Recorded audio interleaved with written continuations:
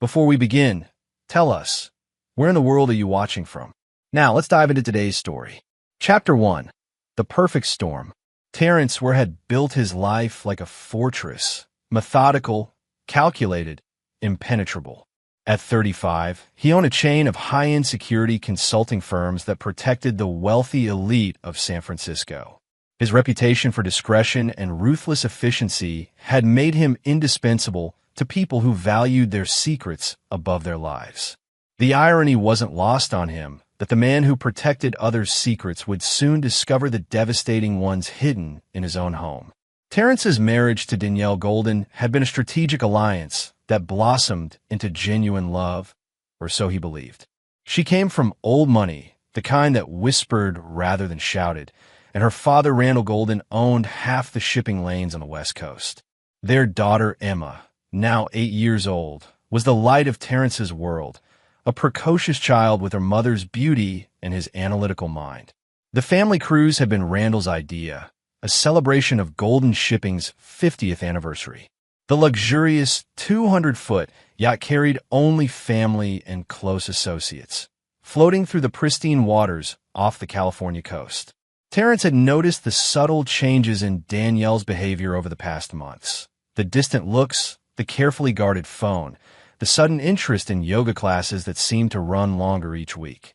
But tonight, as he watched her from the upper deck, everything clicked into place with the precision of a sniper's scope. Danielle stood at the stern, silhouetted against the moonlight, embracing a man Terrence recognized immediately. Zachary Winters, Randall's head of operations and the golden boy of Golden Shipping. The embrace wasn't familial. The kiss that followed wasn't friendly. And the words Terrence overheard through the night breeze cut deeper than any blade. "After this weekend, we'll be free," Zachary whispered. "Your father's plan will work perfectly." "Emma's such a burden anyway," Danielle replied, her voice carrying a coldness Terrence had never heard before. "She looks too much like him. It'll be easier this way." Terrence's blood turned to ice. Whatever plan they were discussing involved his daughter, and from the tone, it wasn't meant to end well for either of them. He retreated to his cabin, his mind racing through possibilities. In his line of work, he learned to think 10 steps ahead of his enemies. He'd just never imagined his enemies would be sleeping in his bed.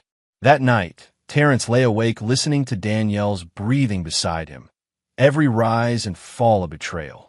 He thought about Emma sleeping in the adjoining cabin, innocent and trusting, unaware that the people she loved most were plotting against her. The protective instinct that had made him successful in his business now focused on his daughter with laser intensity. By dawn, Terrence had made his decision. He would not wait for their plan to unfold. He would force their hand, make them reveal themselves, and then he would destroy them all. Chapter 2. Blood in the Water. The second day of the cruise dawned with deceptive calm. Terrence moved through the morning routines with practiced normalcy. Breakfast with Emma, casual conversation with the other guests, polite interactions with Randall and his crew. But beneath the surface, he was a predator circling his prey. Terrence's security background had taught him that the best intelligence came from letting people think they were unobserved. He'd spent the morning discreetly planting micro-recording devices throughout the yacht, gifts from his own company's surveillance division. Every conversation would now be captured, every whispered plan documented.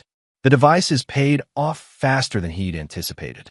At lunch, while Emma played with her cousins, Terrence listened through his encrypted earpiece as Randall met with Zachary in the ship's office. What he heard shattered any remaining illusions about the Golden family's true nature. "The insurance alone will set us up for life," Randall's gravelly voice crackled through the feed. "Tragic accident. Father and daughter lost at sea. Danielle inherits everything as the grieving widow. Then we restructure the company with Zachary as the new CEO." "What about the investigation?" Zachary asked. "Terrence has too many enemies in his line of work. Could be any number of people who wanted him dead. The authorities will chase ghosts while we count money. And Emma, collateral damage. She's Terrence's daughter, not mine. Never like how he tried to turn her against traditional family values anyway, filling her head with ideas about being independent." Terrence's hands clenched into fists.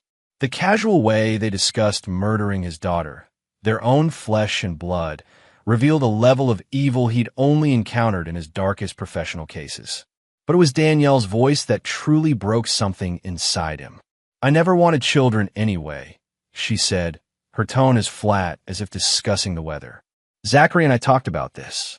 We want to travel, live freely. Emma's just an inconvenience we inherited from my mistake with Terrence."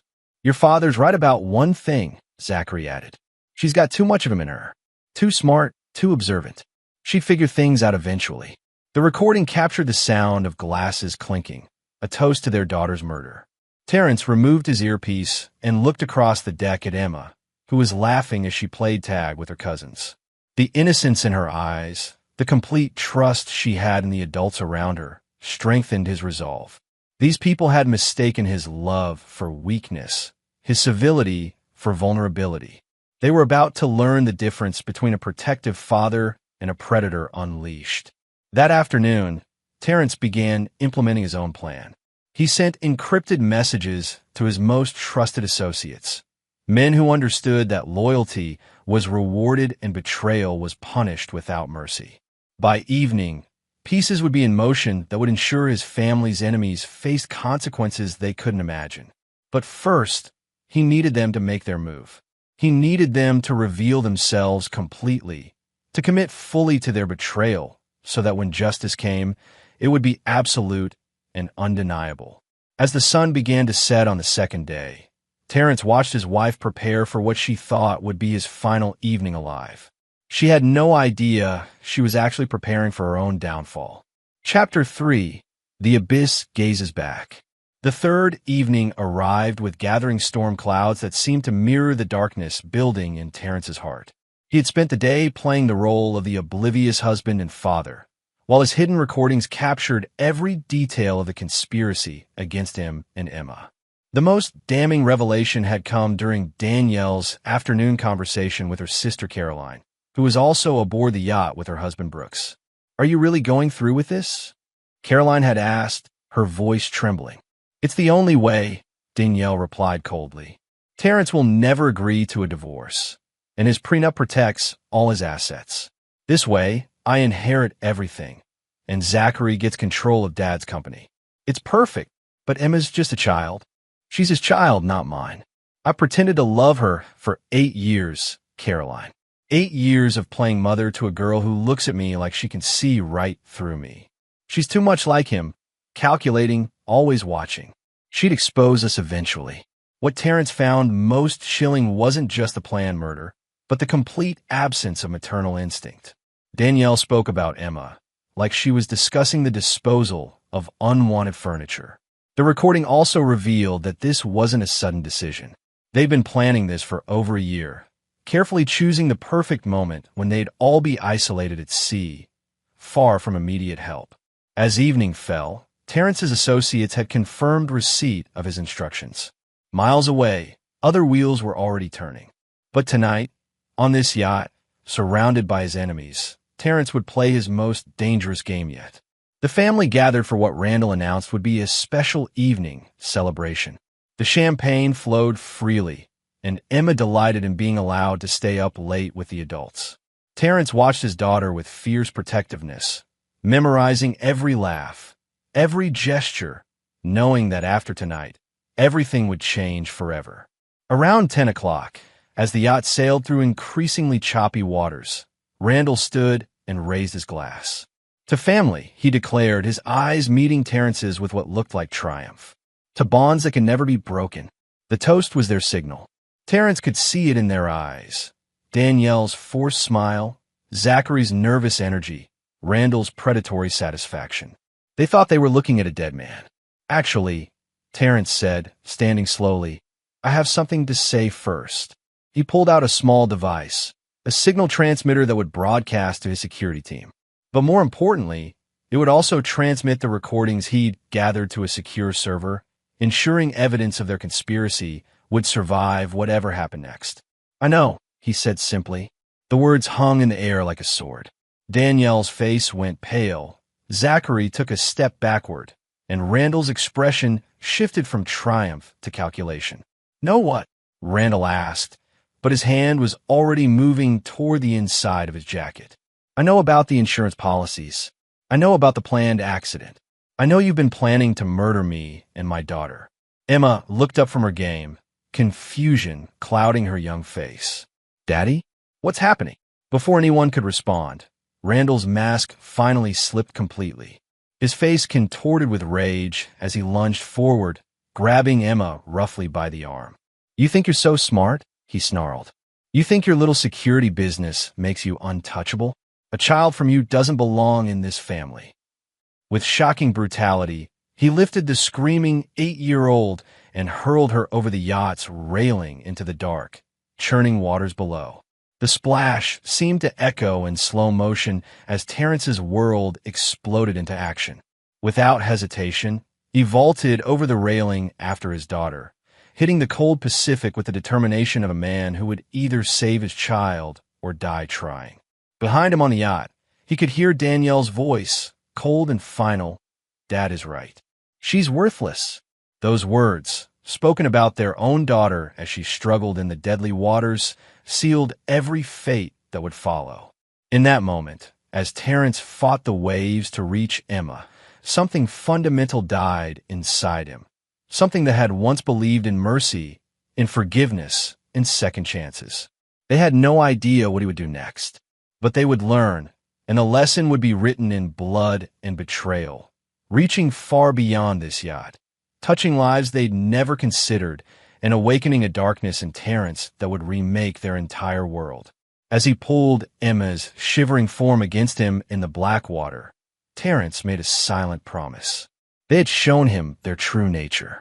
Now he would show them his. Chapter 4. Resurrection and Reckoning. Terrence and Emma spent 14 hours in the Pacific, clinging to a life preserver that Terrence had managed to grab during his desperate dive. The yacht had disappeared into the night, leaving them to die as planned. But what the Golden family didn't know was that Terrence's security training included survival tactics that went far beyond their imagination. As dawn broke, a Coast Guard helicopter appeared on the horizon. Terrence's emergency beacon, a device he always carried, known only to his most trusted associate Marcel Glover, had been transmitting their location all night. The rescue was swift and professional, but more importantly, it was documented. Thank God you're alive, the Coast Guard captain said as they were pulled aboard. When we got the report that you'd both been lost overboard, we feared the worst. Report, Terrence asked, though he already knew the answer. Your family filed it this morning. Said you'd both fallen overboard during the storm, and they couldn't find you in the dark. Emma, wrapped in emergency blankets and still shaking from trauma and hypothermia, looked up at her father with eyes that had aged years in a single night. Daddy, why did Grandpa do that? Why did Mommy say I was worthless? Terrence held his daughter close, feeling the fire of vengeance burning away any remaining doubt. Because they're not our family anymore, sweetheart. But don't worry, Daddy's going to fix this. The Coast Guard delivered them to San Francisco General Hospital, where Terrence's associates were already waiting. Marcel Glover, a mountain of a man who'd served with Terrence in military intelligence before joining his security firm, approached with the grim efficiency of a battlefield medic. Boss, we've got problems and solutions, Marcel said quietly as Emma was taken for medical evaluation. The problems, they filed life insurance claims this morning. Started moving assets before your bodies were even supposed to be found. Zachary's already been named interim CEO of Golden Shipping. And the solutions? Marcel's smile was razor sharp. The recordings you transmitted were received and backed up. We've got everything. But more importantly, Randall Golden has no idea who he just made an enemy of. While Emma slept under medical supervision, Terrence learned the full scope of his family's betrayal. Not only had they planned his murder, but they'd been systematically looting his companies for months, transferring assets to offshore accounts controlled by shell companies linked to Zachary. But their biggest mistake had been underestimating who Terrence really was. Marcel, it's time they learned what we do to people who hurt children, Terrence said, his voice carrying the cold finality of a death sentence. Which protocol, boss? All of them. That afternoon, while Danielle played the grieving widow for the media and Randall celebrated with champagne in his penthouse office. Terrence began implementing a plan that would make their nightmares seem like pleasant dreams. His first call was to Jeremiah Alexander, a former CIA operative who now handled Terrence's most sensitive overseas operations. The second was to Dwight Moreno, whose specialty was making people disappear without a trace. The third was to Hannah Schaefer, a former federal prosecutor who discovered that justice sometimes required operating outside the law. Each of them owed Terrence their lives, and each of them understood that some sins demanded punishment beyond what any court could deliver. "They think they killed us," Terrence told his assembled team that evening in a secure facility outside the city. Emma was safely hidden in a private medical facility under assumed names, guarded by operators who would die before letting harm come to her. "They think they're celebrating their victory. They think they're safe. They think wrong." The room filled with the kind of silence that preceded violence. These weren't ordinary security consultants. They were Terrence's inner circle, men and women who'd followed him from the darkest corners of military intelligence into the private sector. They were professionals who understood that some enemies couldn't be reasoned with, negotiated with, or reformed. They could only be destroyed. "I want them to understand what they've done," Terrence continued. "I want them to experience every moment of fear my daughter felt when she hit that water. I want them to feel helpless, betrayed, and abandoned. And when they're broken completely, when they beg for mercy they'll never receive, I want them to know it was because they tried to murder a child." Marcel cracked his knuckles. "Where do we start, boss?" Terrence pulled up a holographic display showing the Golden family's entire network. Shipping routes, financial holdings, family members, associates, weaknesses. It was a web of connections they'd built over decades, and Terrence was about to turn each strand into a noose. "We start by making them vulnerable," he said. "Then we make them suffer. Then we make them disappear." Chapter 5. The Hunter Becomes the Hunted. 3 days after their deaths, Terrence's revenge machine began operating with the precision of a Swiss watch. The first phase was psychological warfare designed to make his enemies paranoid and sloppy. Zachary Winters was the first to crack. On Monday morning, he arrived at Golden Shipping's headquarters to find his office stripped bare. Security claimed they had video footage of Zachary himself authorizing the removal of all furniture and personal items, though Zachary had no memory of such authorization. His access cards had been deactivated, his parking space reassigned, and his company credit cards declined. When he demanded answers from Randall, he found the old man in a similar state of confusion. Strange packages had been delivered to Randall's home. Packages containing surveillance photos of his most private moments, recordings of conversations he thought were secret, and detailed financial records of accounts he'd thought were hidden. "Someone's playing games with us," Zachary said, pacing Randall's office like a caged animal. "This has to be connected to Terrence somehow." "Terrence is dead," Randall growled, but his voice lacked conviction. "We watched him go over the side. Then who the hell is doing this?" Neither man noticed the micro-drone hovering outside the 60th-floor window, recording their every word for Terrence's analysis. Meanwhile, Danielle was experiencing her own psychological torment. She'd awakened that morning to find all of Terrence's belongings exactly as he'd left them. Clothes laid out for a day he'd never see, coffee mug still containing his last cup, his computer displaying family photos she thought she'd deleted. When she demanded to know who'd been in her house, the security company claimed she'd authorized the restoration herself. But the most unsettling development was Emma's room. Danielle had planned to pack away her daughter's belongings immediately, wanting to erase all traces of the child she'd helped murder.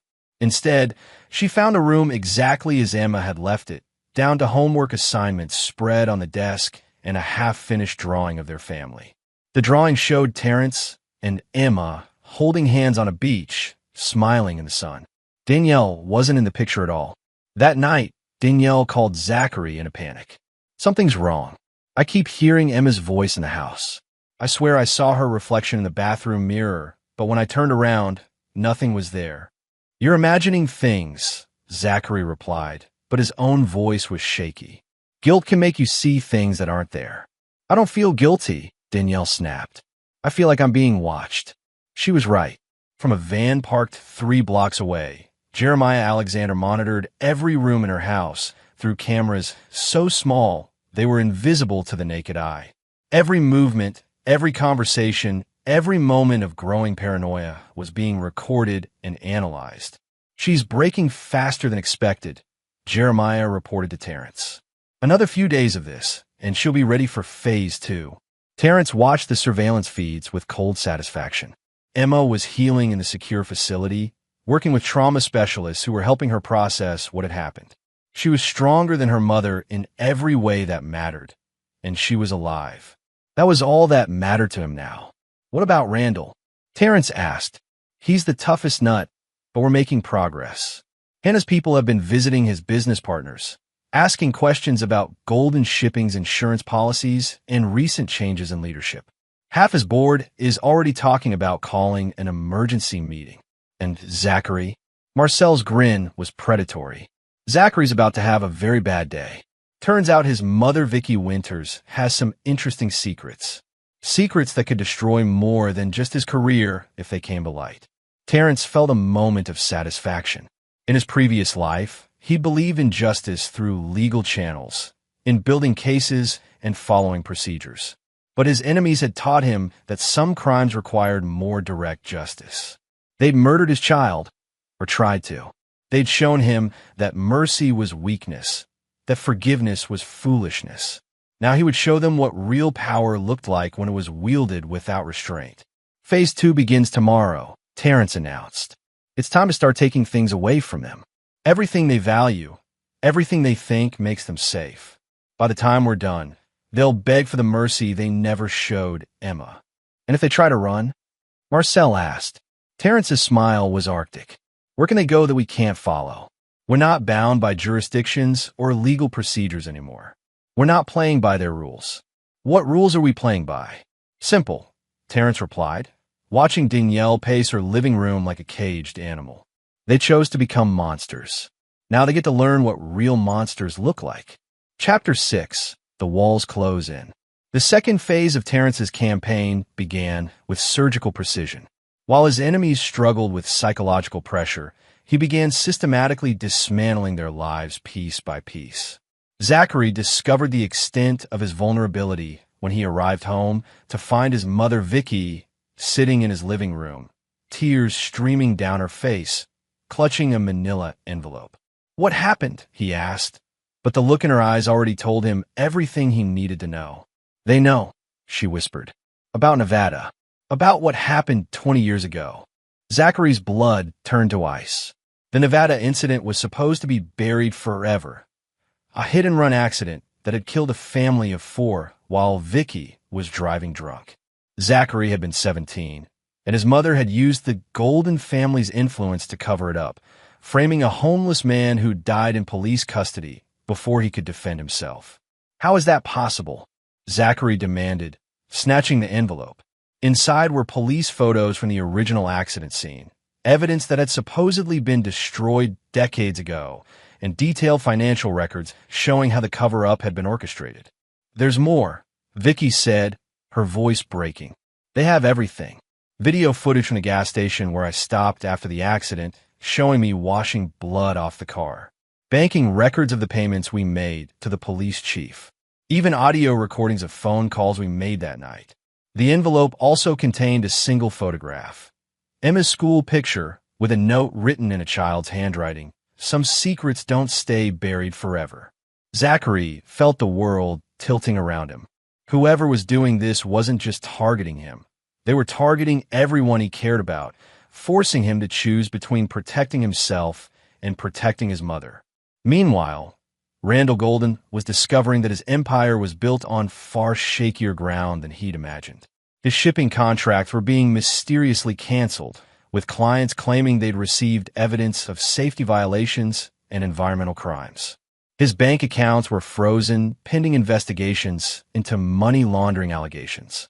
His insurance policies were being reviewed for fraud. But the most devastating blow came when his daughter Caroline called in a panic. "Dad, they took Brooks," she sobbed into the phone. Men in suits showed up at his office with federal badges.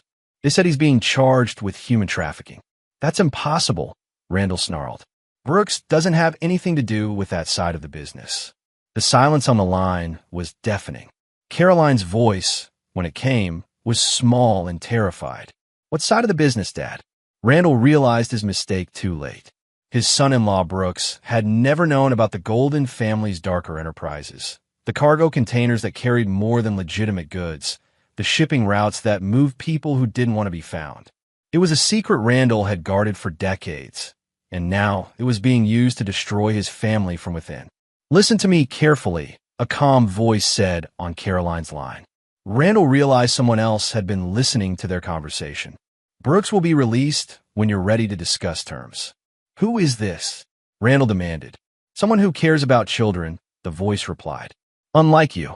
The line went dead, leaving Randall staring at his phone in fury and growing fear.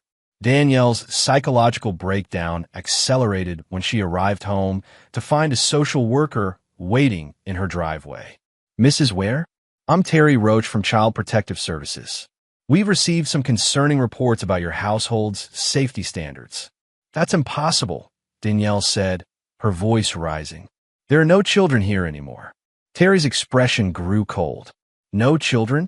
According to our records, you have an 8-year-old daughter named Emma. We have reports that she hasn't been seen for several days, and her school is asking questions. Danielle's mind raced. In her eagerness to erase Emma from her life, she'd forgotten that the outside world still expected a living child to exist. Teachers, neighbors, family friends, they would all eventually ask questions about Emma's absence. She's with relatives, Danielle stammered. Which relatives? We'll need to verify her safety immediately. As Terry pulled out an official form, Danielle realized she was trapped.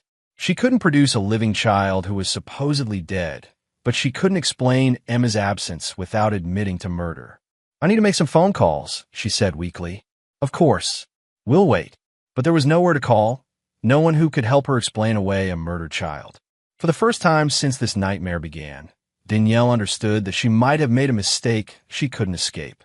That evening, the three conspirators met in Randall's office, their earlier confidence replaced by growing desperation.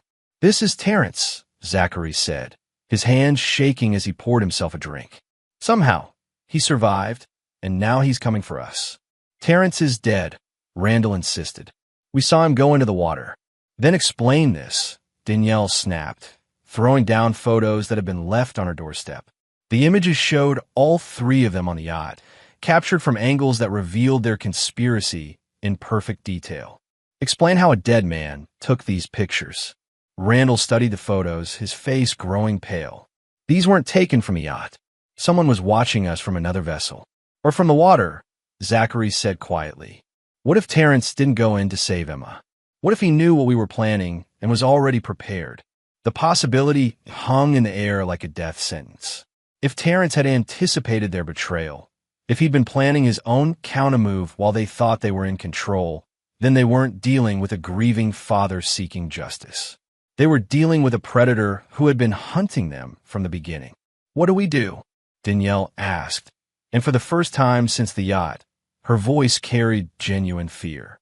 Before anyone could answer, all of their phones chimed simultaneously with incoming messages. Each message contained the same image, Emma's drawing of her and her father on the beach, with new text added in red ink. She's alive. You failed. Now you pay. Chapter 7. The Devil's Due. The revelation that Emma was alive sent shockwaves through the conspiracy that shattered their remaining composure. What had been a carefully planned murder was now exposed as an attempted child killing, and the legal ramifications alone could destroy them. But Terrence wasn't interested in legal justice anymore. Zachary cracked first. The pressure of knowing his mother could be destroyed by the Nevada evidence, combined with the growing certainty that Terrence was orchestrating an elaborate revenge scheme, drove him to desperation. He made the fatal mistake of trying to run. Marcel's team intercepted him at San Francisco International Airport, where Zachary had purchased a one-way ticket to a non-extradition country using a fake passport. The confrontation was swift and professional. Zachary Winters, Marcel said, approaching him at the gate with the casual confidence of a predator cornering wounded prey. Mr. Ware would like a word. I don't know any Mr. Ware, Zachary replied, but his voice cracked with terror.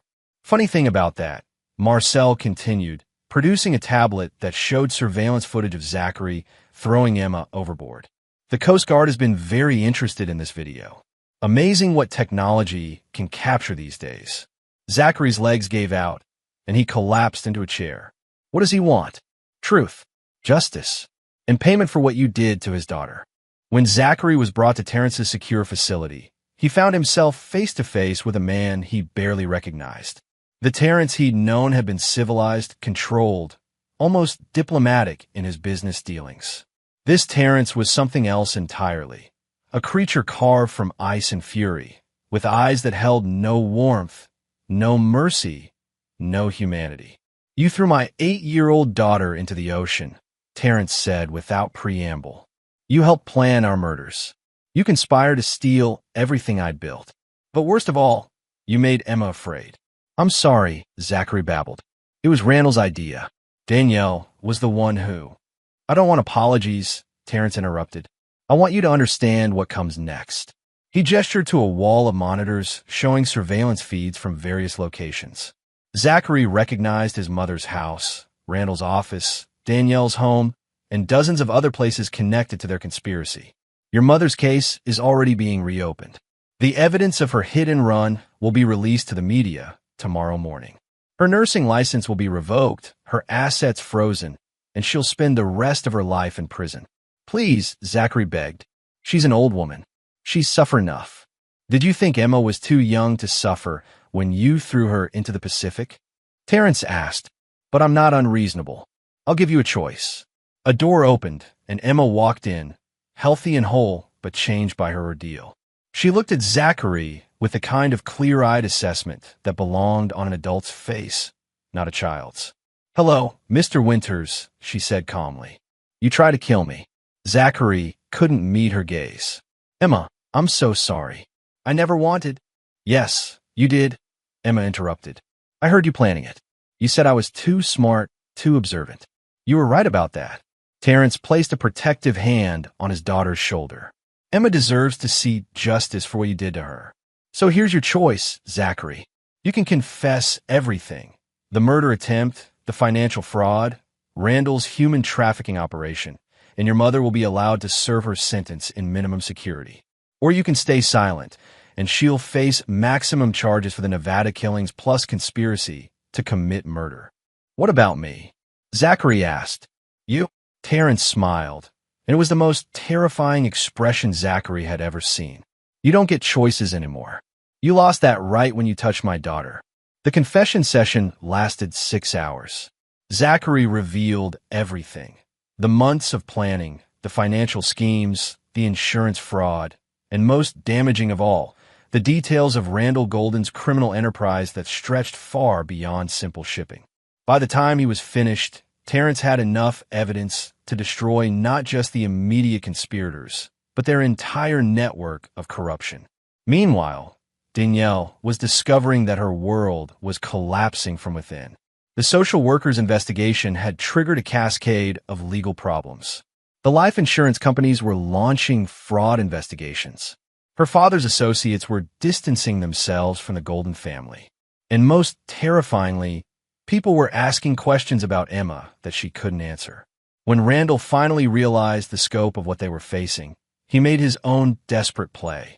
He contacted his most dangerous associates, men who solved problems through violence, who understood that sometimes witnesses needed to disappear permanently. But Terrence had anticipated this move. When Randall's hired killers arrived at the secure facility, they found themselves outnumbered, outgunned, and facing opponents who'd spent years fighting in places where rules didn't exist. Send them back to Randall with a message, Terrence told Marcel as they zip-tied the surviving attackers. Tell him that he's escalated this to a level he can't handle. Tell him that if he wants a war, he'll get one. But it won't be the kind of war he's prepared for. As night fell over San Francisco, Terrence looked out at the city lights and felt the cold satisfaction of a plan coming together. His enemies had revealed themselves completely, committed crimes they couldn't take back, and shown their true nature to the world. Now came the final phase, the phase where they would learn that some sins couldn't be forgiven, some debts couldn't be paid, and some enemies couldn't be escaped. Emma appeared beside him, looking older than her 8 years. "Daddy, are you going to kill them?" Terrence considered the question seriously. "What do you think should happen to people who try to hurt children?" "I think," Emma said carefully, "that they should never be able to hurt anyone ever again."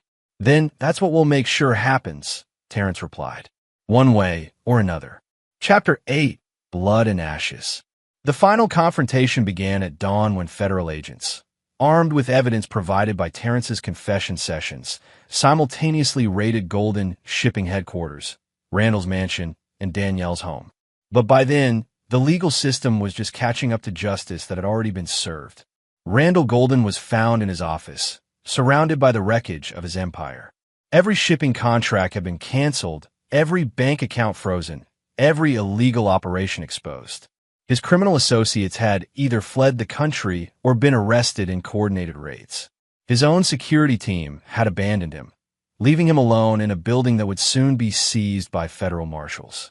But Terrence wasn't interested in letting the law have the final word. "Hello, Randall," Terrence said, walking into the office with Emma at his side. "I thought you might want to see what survival looks like." Randall's face went through a range of emotions: shock, disbelief, rage, and finally fear as he understood that his carefully planned murder had failed completely. "This is impossible," he whispered. "You went into the water. We saw you both go under. You saw what you expected to see," Terrence replied. "A desperate father trying to save his daughter. You never considered that I might have been expecting your betrayal, that I might have been prepared for your attack." Emma stepped forward, her young face carrying an expression of mature judgment that would have been heartbreaking under different circumstances. "Grandpa, why did you throw me in the ocean?" Randall couldn't meet her eyes. "Emma, sweetheart, you don't understand. Business requires difficult decisions sometimes. I understand that you tried to kill me because I looked too much like Daddy," Emma replied. "I understand that you thought I was worthless. I understand that you never loved me at all." The simple truth from a child's lips hit Randall harder than any accusation. For a moment, something flickered in his eyes that might have been regret. But it was too late for regret. "The FBI will be here soon," Terrence said. "They'll arrest you for human trafficking, conspiracy to commit murder, insurance fraud, and about 50 other charges. You'll spend the rest of your life in prison, assuming you survive that long. Human traffickers don't fare well in federal facilities." "What do you want from me?" Randall asked. "I want you to know that this is Emma's justice," Terrence replied. "Every charge, every consequence, every moment of suffering you'll experience, it's because you tried to murder a child, your own granddaughter. And I want you to live with that knowledge for however long you have left." Meanwhile, Danielle's confrontation with reality was reaching its climax. Unable to produce a living daughter for the social workers, faced with insurance investigators who discovered the conspiracy, and abandoned by her criminal associates, she'd been reduced to a trembling wreck of her former self. When Terrence and Emma arrived at what had once been their family home, they found Danielle sitting in Emma's room, staring at the pictures and toys of the daughter she'd helped try to murder. "She was beautiful," Danielle said without turning around. "I used to look at her sometimes and wonder how I could feel so empty when I looked at my own child." "Because you're broken inside," Emma said simply. "Good mothers don't help people hurt their children." Danielle finally turned, and the sight of Emma, alive, healthy, and clearly loved, broke something fundamental in her already fragmented psyche. "This isn't real," she whispered. "You're dead. We watched you die. You watched me almost die," Emma corrected. "But Daddy saved me. Because that's what real fathers do." Terrence watched his wife and daughter face each other across an unbridgeable chasm of betrayal and blood. There would be no reconciliation, no forgiveness, no healing. Some wounds were too deep, some betrayals too complete. "The FBI is outside," Terrence said. "They have enough evidence to convict you of attempted murder, conspiracy, fraud, and child endangerment. You'll never see the outside of a prison cell. But first, I want you to understand something, he continued. Every choice you made, every lie you told, every plan you hatched, every moment you spent plotting Emma's death led you to this moment. You destroyed your own life because you couldn't love your own child. I did love her, Danielle protested weakly. No, Emma said with the clarity that only children possess. You love the idea of having a family, but you never loved me, and now you never will. As federal agents entered the house to arrest Danielle, Terrence felt a sense of completion that had nothing to do with revenge and everything to do with justice. His enemies hadn't just been defeated. They'd been exposed for what they truly were, and their punishment would match their crimes. But the most important victory was standing beside him, holding his hand with a trust that had never wavered even in the darkest moments. Are we going home now, Daddy? Emma asked. We are home, Terrence replied. Wherever we are together, that's home. As they walked away from the house where their old life had died, neither of them looked back. Some chapters had to end completely before new ones could begin. Chapter 9, New Foundations. 6 months later, Terrence and Emma stood on the deck of their new home, a security-enhanced compound overlooking the Pacific, where the same waters that had nearly claimed their lives now served as a reminder of their survival. The legal proceedings had concluded with the ruthless efficiency of absolute evidence. Randall Golden received a life sentence for human trafficking and attempted murder, dying of a heart attack in his cell 3 months into his sentence. Zachary Winters received 25 years for conspiracy and attempted murder, while his mother was given a lighter sentence in exchange for testimony about the Nevada cover-up. Danielle received life without parole and would spend her remaining years in solitary confinement for her own protection. Child killers weren't popular in women's prison. But the legal victories were just the beginning of Terrence's reconstruction project. Golden Shipping had been dissolved, its legitimate assets distributed to the families of human trafficking victims, its criminal networks dismantled by international law enforcement. Terrence's security firm had expanded into a global operation focused on protecting vulnerable children and hunting predators who thought wealth and influence made them untouchable. Emma, now 9 years old, was thriving in ways that amazed her trauma counselors. The experience that would have destroyed many children had instead forged her into something unique. A child who understood darkness but chose light, who knew evil but embraced good, who had seen the worst of humanity but still believed in justice. Daddy, Marcel's here, Emma announced, pointing to the approaching helicopter. Their weekly security briefing had become a tradition, a way of staying connected to the larger mission that had grown from their personal tragedy. Marcel landed and approached with his usual grin, but Terrence could see the satisfaction in his eyes. Boss, we've got updates on the Jakarta operation. The Jakarta operation was one of dozens running globally. Terrence's organization now worked with international law enforcement to dismantle human trafficking networks, protect endangered children, and ensure that predators face consequences regardless of their wealth or connections. The rescue was successful, Marcel continued. 43 children recovered, network completely dismantled. The local authorities said it was the most professional operation they'd ever seen. Any connections to the old Golden Network? Terrence asked. Several. Turns out Randall's business partners thought they could continue operations after his death. They were wrong. Emma, who had been listening with the serious attention she brought to all matters of justice, nodded approvingly. Good. Children should be safe. It was a simple statement that carried the weight of hard-won wisdom. Emma had become something unprecedented, a child advocate who understood predators from personal experience, who could spot danger that adults missed, who had survived the worst betrayal imaginable and emerged stronger rather than broken.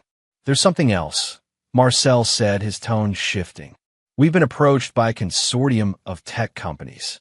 They want to fund a new initiative, a global monitoring system for child protection. They're calling it the Emma Protocol.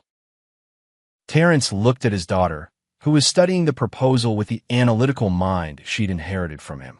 What do you think? I think, Emma said carefully, that if we can stop other families from going through what we went through, then what happened to us meant something. It was a profound statement from someone who would start 5th grade in the fall. But Emma had never been an ordinary child, and her experiences had only sharpened the intelligence that had originally made her a target. That evening, as father and daughter stood on their deck watching the sunset paint the Pacific in shades of gold and crimson, Terrence reflected on the journey that had brought them to this point. He'd lost his faith in mercy, in second chances, in the redemptive power of forgiveness. But he'd gained something more valuable: absolute clarity about justice, unwavering protection for those who couldn't protect themselves, and a daughter who understood that strength came not from avoiding darkness, but from refusing to let it define you. "Daddy," Emma said, "do you ever miss the way things were before?" Terrence considered the question seriously. Before the yacht, he'd been a successful businessman with a seemingly happy family, living a life built on illusions of safety and trust. Now he was something else entirely: a guardian standing between predators and their prey, a father who would never again mistake civility for virtue or forgiveness for wisdom. "I miss believing that people were basically good," he admitted, "but I don't miss being naive about evil." "I'm glad we survived," Emma said simply. "I'm glad we're still together." "So am I, sweetheart." "So am I." As night fell over their new life, Terrence made the same promise he'd made every evening since their resurrection from the dark waters. He would protect the innocent, pursue the guilty, and ensure that predators who thought wealth and privilege made them untouchable learned otherwise. Some wounds never healed. Some betrayals couldn't be forgiven. Some enemies couldn't be redeemed. But some survivors became stronger than their tormentors ever imagined possible. And some fathers would burn the world down before they let anyone hurt their children again. The story of Terrence and Emma was far from over. It was just beginning. And there you have it. Another story comes to an end. What did you think? I'd love to hear your thoughts in the comments below. If you enjoy this story, consider joining our community by subscribing. It means the world to us. For more stories like this one, check out the recommended videos on screen, and I'll see you there.